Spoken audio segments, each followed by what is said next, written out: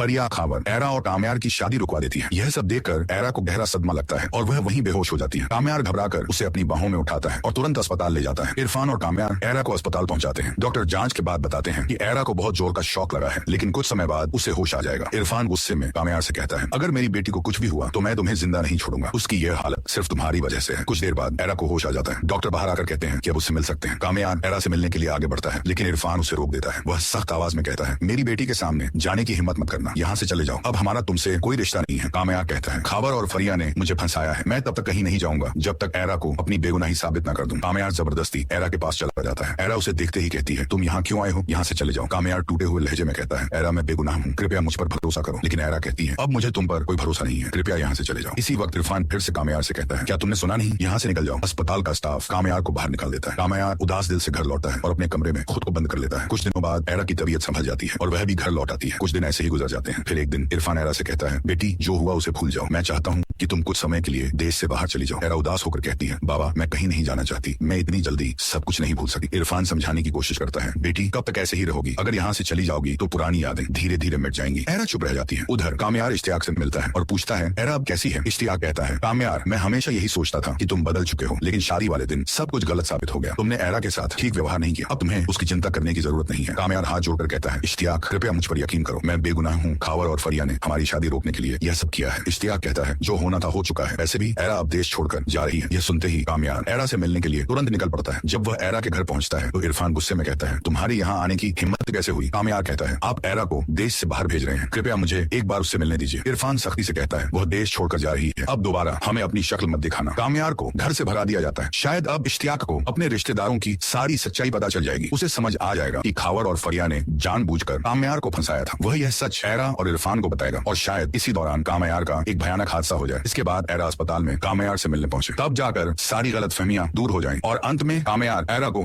देश छोड़ने से रोक ले। हमें तो ऐसा ही लगता है। आप क्या सोचते हैं, कमेंट में जरूर बताइए। अगर वीडियो पसंद आए तो लाइक करें और चैनल को सब्सक्राइब करना न भूलें।